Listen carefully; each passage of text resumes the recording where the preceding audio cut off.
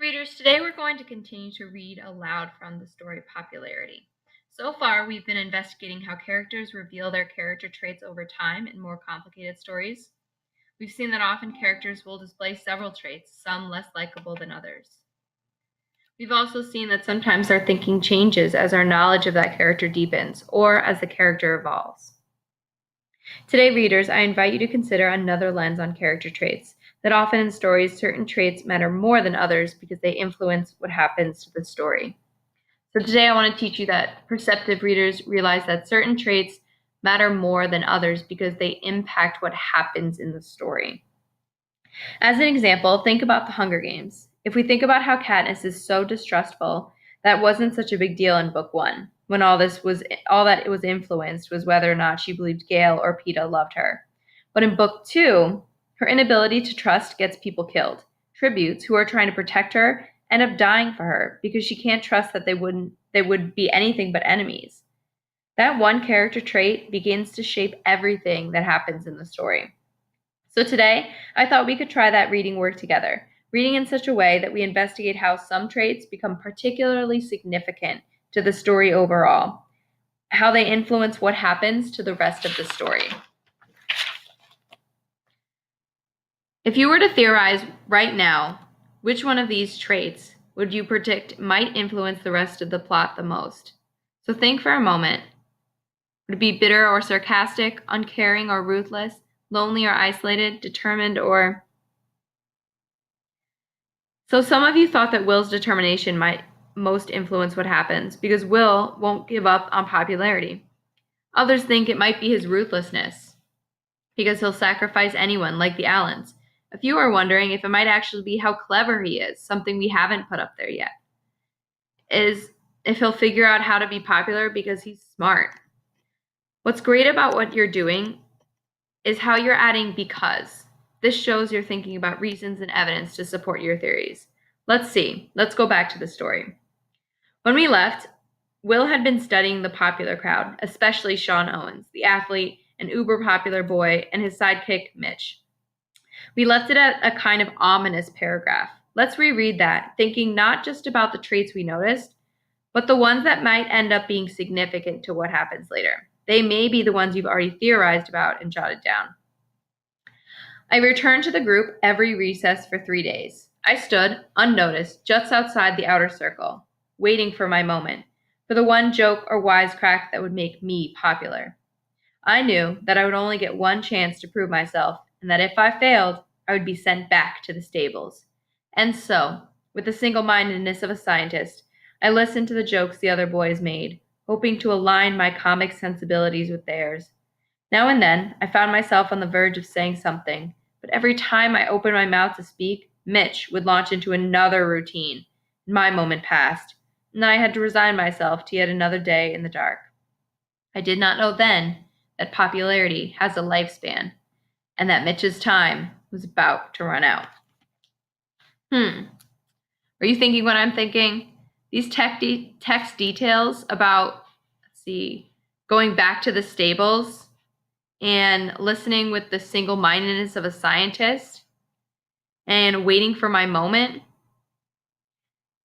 and resigning myself to yet another day in the dark, these seem to particularly reinforce Will's cleverness, like how smart he is, and his determination to try really hard to get to be popular.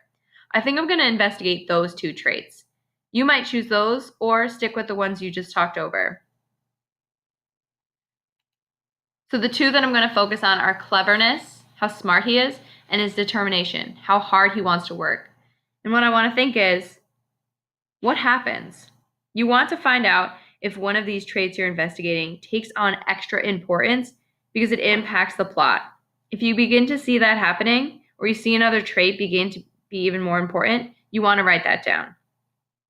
As we read on, we want to investigate if one of these traits influences what happens in the story. Keeping in mind the question, how does one or more of these traits particularly impact what happens?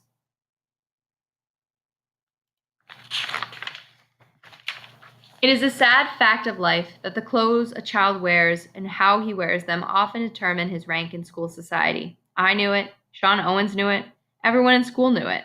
So maybe it was carelessness, or temporary insanity, or a subconscious desire to step back into the stress-free shadows of anonymity that caused Mitch Brockman to wear a yellow shirt and a yellow pair of pants.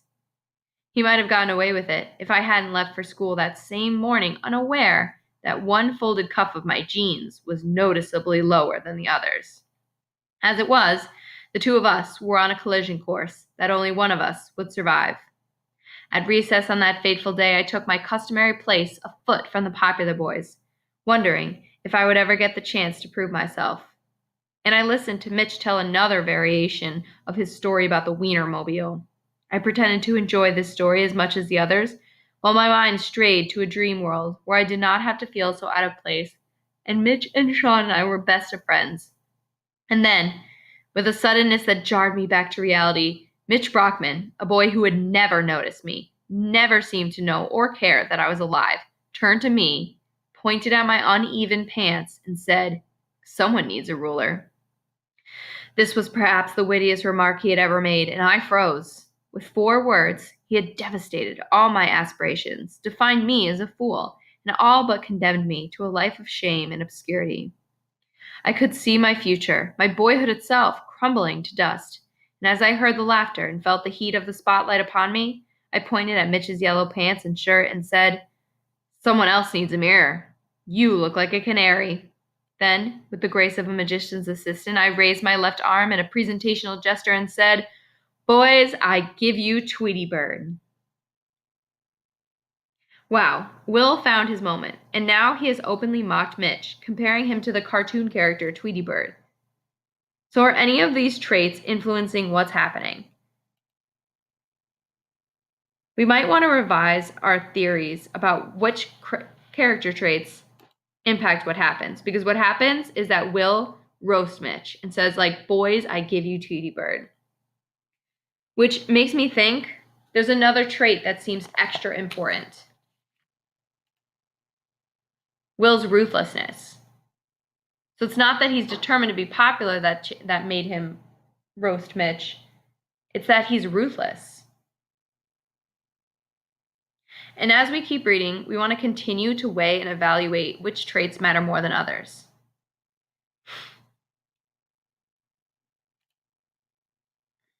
I heard the laughter and felt the heat of the spotlight upon me.